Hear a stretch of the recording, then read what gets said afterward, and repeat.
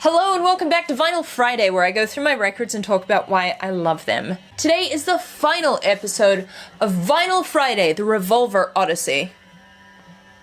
Today's song has been ranked among Rolling Stone's 500 greatest songs of all time, and Mojo has named it amongst the 101 best Beatles songs. Imagine having such an incredible back catalogue that it is a challenge to pick 101 of the best songs.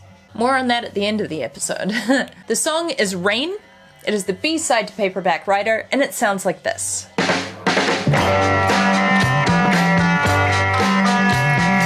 Paperback Writer and Rain were released on May 30th of 1966, which means that they had been out of the public eye for almost 6 months, which in 1966 was a fairly decent chunk of time for a musical act to go AWOL. So as a reminder, here's what they sounded like at the end of 1965. We can work it out. We can work it out. Hi, do you want to help me with this episode? It's been a while since everyone last saw you. Come on up. Step right this way. And that was that. So much for an assistant. You just can't get good help these days. I was about 14 years old when I first heard this song, and it was one of the last songs for me to have discovered in the Beatles catalog. I'd heard basically everything else up to that point, but somebody gave me a copy of Past Masters, so I suddenly found myself becoming acquainted with all these more obscure B-sides. Good evening, and welcome to Slaggers. And, this song blew my mind. I really wasn't sure what to think about it. I'll do a dramatic reenactment for you. Pretend I'm 14 years old, and I'm hearing Rain for the first time. Here we go.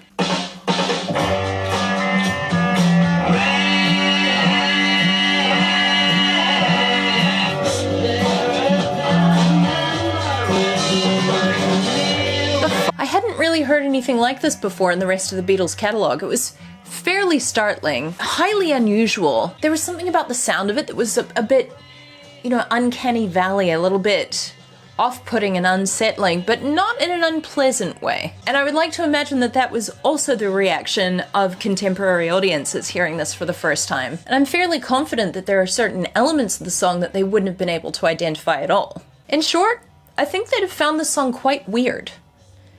I think that's a pretty good jumping in point. Because the Beatles had decided not to do a third film after A Hard Day's Night and Help, in the first 3 months of 1966, they found that they had time off, which they hadn't had for about 3 years at this stage. They had just been all go, all the time, no breaks. Now, I go into more detail about what it was that they did during their little Beatles sabbatical of 1966 in my Tomorrow Never Knows episode, which you can find here. But as a quick summary, Paul McCartney was spending that time going to contemporary, radical, classical concerts and rubbing elbows with the highbrow, artsy counterculture of London. Ringo grew a beard, and John and George were reshaping their philosophical worldview. They had done Acid together the year before, unknowingly at first, and then fully intentionally. Oh man, what the hell? The sun's gone.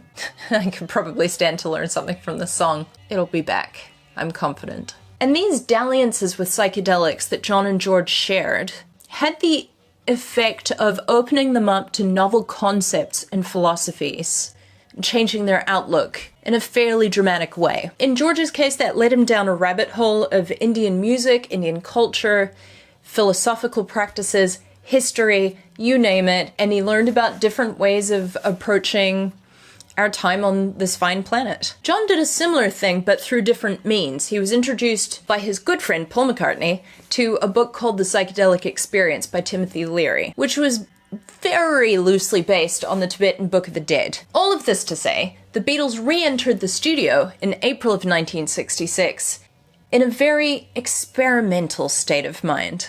Good day to you, Vinyl Friday people! We'll be taking today's first reading, as is customary, from The Good Book. One thing's for sure, the next LP is going to be very different. To this, George Martin adds, their ideas were beginning to become much more potent in the studio. And they would start telling me what they wanted, and they would start pressing me for more ideas and more ways of translating those ideas into reality. Rain was recorded early on in the Revolver sessions, actually only a couple of days after Tomorrow Never Knows. Turn off your mind, relax and float downstream. which is widely pointed to as the Beatles' most radical, most revolutionary song. Guilty as charged. But I think Rain rivals Tomorrow Never Knows in terms of its wider cultural influence, both because it was released earlier than Revolver, and also because it was released in single format. It was the B-side to Paperback Writer, which was widely disseminated. And as such, I would make the argument that Rain, in many ways, gave pop music license to get weird. There are two ways in particular that I would like to highlight today. Namely, that they slowed things down and they turned things around. And that'll make more sense shortly, but first I want to talk about the song itself, its structure, its lyrics, etc., etc., etc. As you may have guessed, this song is about rain. On the surface anyway. Paul described it thusly. Songs have traditionally treated rain as a bad thing. Traditionally. There's no greater feeling than the rain dripping down your back. Sir, I think I can name at least 10 things off the top of my head that feel better than rain dripping down your back. There. And in a way, John's description of the song is in keeping with that. A song I wrote about people moaning about the weather all the time. But I think that both those descriptions are oversimplifications of the underlying depth of the song. Superficially, the lyrics of the song are fairly childish. They read very much like See Spot Run. But given that it was primarily a John song, and given what we know about what John had been immersing himself in at this point in time, when I listen to the song, what I hear is a meditation on like the difference between the material reality of the world by contrast against our metaphysical experience of the world. Of course. Especially when you look at lines like, can you hear me that when it rains and shines, it's just a state of mind? Can you hear me? It really gives the sense that the material world is only an illusion. And that's a concept that both John and George went on to explore at length throughout this sort of like psychedelic middle period of the Beatles' career. It's not a song about love also, which would become increasingly common, but at this point in their career, they'd come off the back of years of She loves you. I wanna hold you.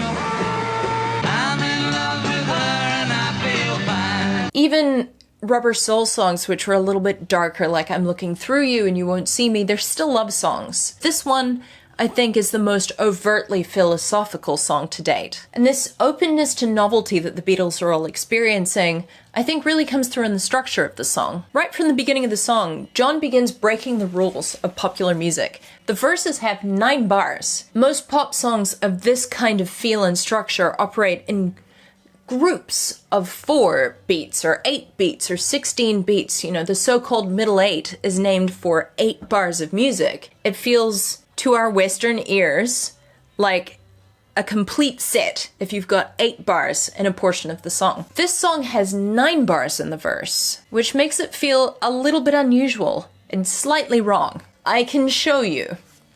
See what I did there? If the rain comes, they run and hide their heads. They might as well be dead.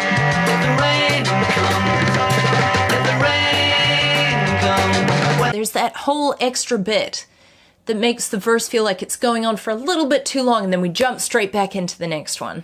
It's subtle, but it's one of the things that makes this song feel unusual. You can also hear George's newfound interest in Indian music bleeding through into the song. For instance, when you get to the chorus, the entire thing just drones for 4 bars on the same bass note before it resolves. Like this.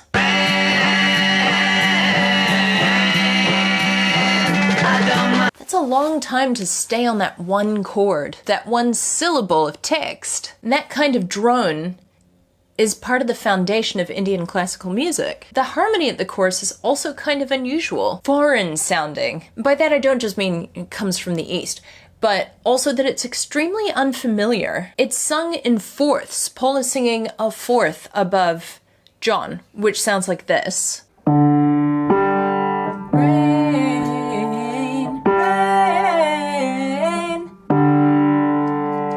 That is a fourth.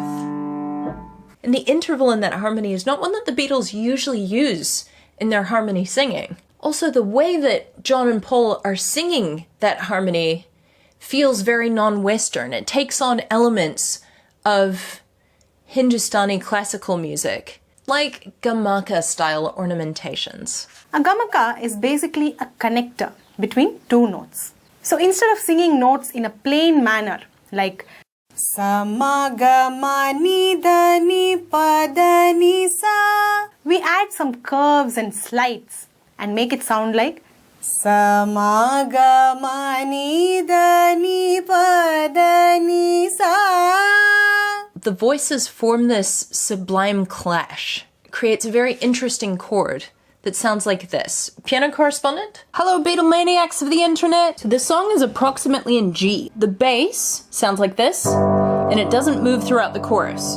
The melody over the top of that does this, which is very pretty. The harmony does this. Together. Do you hear how that's like a nebulous cloud of pretty sound? The instruments are really just hammering on that G. The harmony of the chord is really determined by those vocals. And of course, the voices can achieve what the piano can't hear, which is the bending. So you've got sort of all of the in-between notes between the notes as well. Shine. All together, it creates this chord that is almost indefinable. Again, magical work from the Fab Four. So even with those few examples, we can see that the Beatles are breaking new philosophical ground with their lyrics.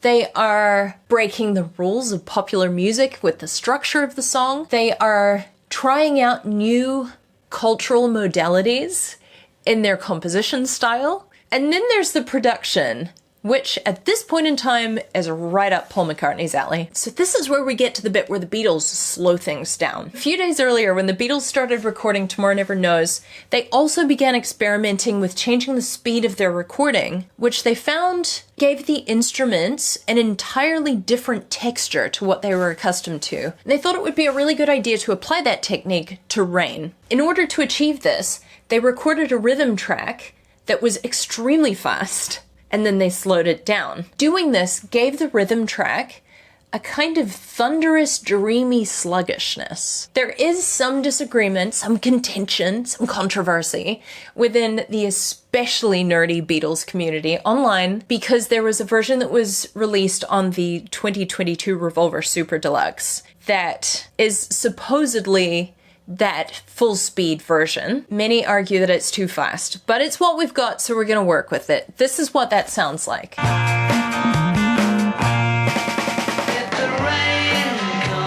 So even if it's only a little bit too fast, those performances are still awe-inspiring. Ringo is an absolute beast on this track. In fact, he called it his best performance. The best out of all the records I've ever made. I think I just played amazing. Rain blows me away. It's out of left field. I know me and my playing. And then there's Rain. I feel as though that was someone else playing. I was possessed. Paul's playing is also to be admired. There are a few moments in particular that I especially love on this track. And the bass correspondent is going to play them for you right now.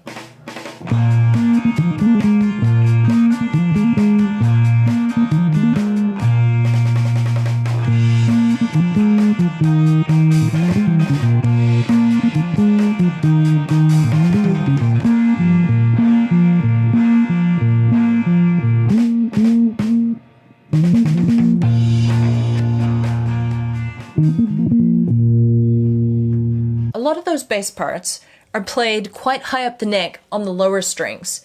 You can achieve those same notes on the higher strings, but they don't sound as full-bodied, as warm, as round. They're much brighter because the strings are so much smaller. I'm gonna have to shout because I only have one microphone and it is currently in use next to the amplifier, which is off.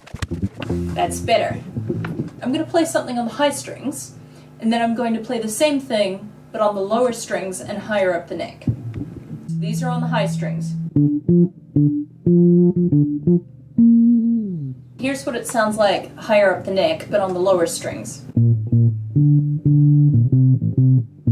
You see it's a little bit woodier, rounder, more mellow at the bottom end. I like that.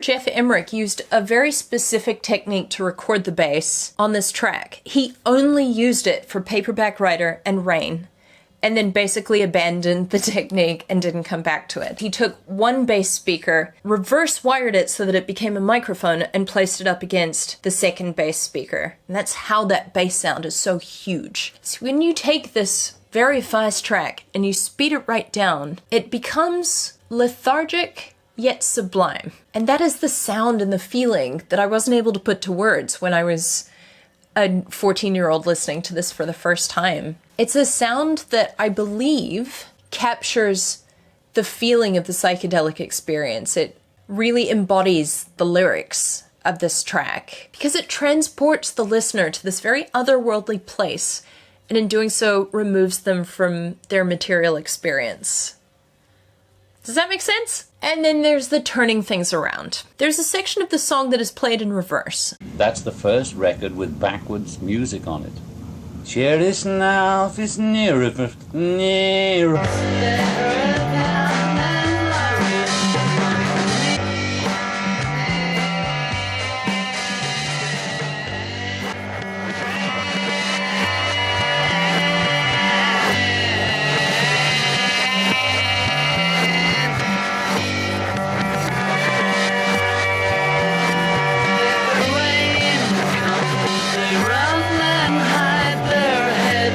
And according to John Lennon, it was a total accident. I was so stoned out my mind that I got back to the house, and as I usually do, I listened to immediately what I've done that day. I put it on, somehow I got it on backwards, and I sat there transfixed with the earphones on with a big hash joint, just listening, and the whole thing was backwards. And I ran in the next day and said, I know what to do with it. I know, listen to this, listen to that. I made them all play it backwards and said, I want that on the fade. George Martin did claim credit for this, but John's account was corroborated by Geoff Emerick and George Harrison. So we're going with what John said.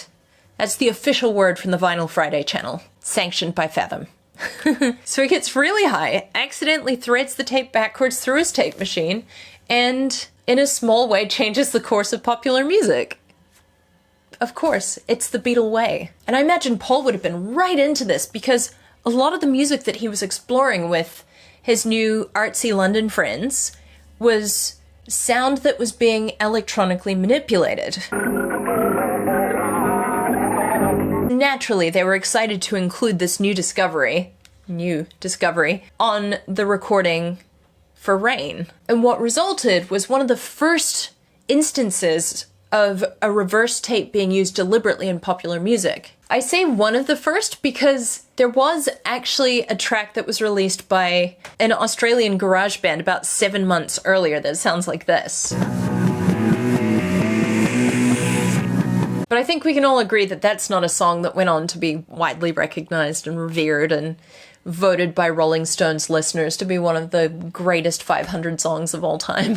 No offense to, what were they called? Missing Links. No offense to the Missing Links. So yeah, these advances were groundbreaking in 1966. But that claim that I made at the top of the piece, that this is a song that made pop music weird, is that a fair assessment of the situation? Let us explore. I'm of the opinion that it is very difficult to deny the broad cultural impact of this song. By adopting these unconventional and novel approaches, the tape manipulation, the non-Western influences, the kind of structural oddities, the Beatles gave their contemporaries a precedent and a right to make things kind of weird in popular music. Even if the paperback single wasn't as successful as its predecessors, it was still pretty widely known. And I think it probably communicated to other musical acts of the time that it was okay to move beyond the conventional. It primed listeners' ears for the unusual. This seems as good a time as any for a montage, right? This is what was happening in pop music in 1965. Hang on, Snoopy, Snoopy, hang on. Help me run, help me run. It's easy, so easy. Like taking this diamond ring doesn't mean what it did before. So here's my mind and I think like I want.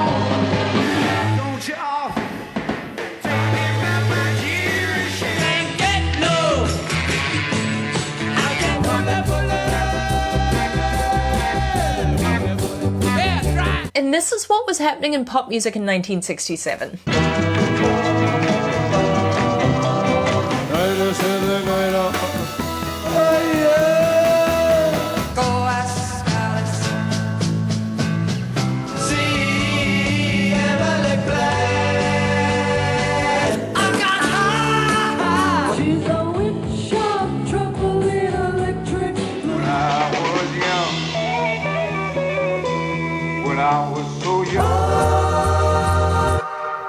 The vocal melisma that John and Paul use at the chorus of this song is something that you hear other music acts using in the years that follow. For instance, you can hear it in the Hollies song King Midas in reverse. And speaking of reverse, the reverse tape technique that they used on this track was so widely adopted that I think most people familiar with popular music can identify what a reverse clip sounds like in a song. Here's a little story I got to tell about.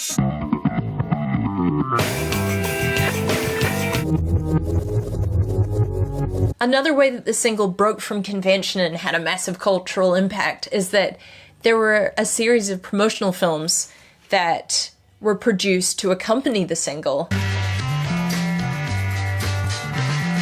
Mainly because the Beatles couldn't just get out and play for things as easily as they'd been able to a couple of years earlier. The mania made it pretty difficult to get around, and out of convenience, we decided we were not going to go into the TV studios to promote our records so much. We thought we'd go and make our own little films and put them on TV. And although the music video is sort of falling out of fashion at the moment, for the last 4 decades at least, music videos have been ubiquitous and even expected with a single release. So I suppose in a way we invented MTV. So to conclude, the Beatles have a few months to come up for air. They immerse themselves in their newfound interests. They go back into the studio. They produce a brilliant single with an astonishingly radical B-side, the ripple effects of which we are still feeling to this day. Suffice to say, they were just in the right state of mind. Before we close out the episode, thank you so much to everyone for being with me on this marvelous journey. I've learned so much. I have developed a newfound appreciation for some of the songs that I've known my entire life, effectively. I've had a wonderful time besides. I'd like to do another Beatles track-by-track adventure, but as we're coming up to the end of the year, I think it'll have to wait until 2025. Speaking of coming up to the end of the year, next week is my 100th Final Friday episode, which is wild. Wild, I say. And I've been putting together a special episode for you all in which I list my 100 favorite moments in the Beatles catalog. My initial list had 800 items on it. I've had to cut that down to 100 and it has been a struggle, but I'm really excited to present them all to you next week. So make sure to check back in about 7 days' time or thereafter. Presumably it's not going anywhere after it's published, so. And that's it from me. If you enjoyed this episode or you would like to support any of the weird things I do, I'll leave a link in the description to my Buy Me a Coffee page where you are most welcome to make a donation, but no pressure, friends. Thank you so much to everybody who has made a donation or signed up as a member. I appreciate you very much. If you're curious about what any of my original music sounds like, I will leave a link in the description to that as well. Otherwise, thanks for hanging out with me. I'll see you here next week. Have a great weekend! Let's get the music all lined up. I've been distracted by Instagram. Ooh, a roller coaster. Do love a good roller coaster. Okay. Now I'm ready. No, I'm not ready. I haven't queued up the music. Right. Let's go. Yeah, play it, buddy. Okay, that's actually it for me. I'm done. I'm done. I'm gonna go play some video games. That's what I'm gonna do.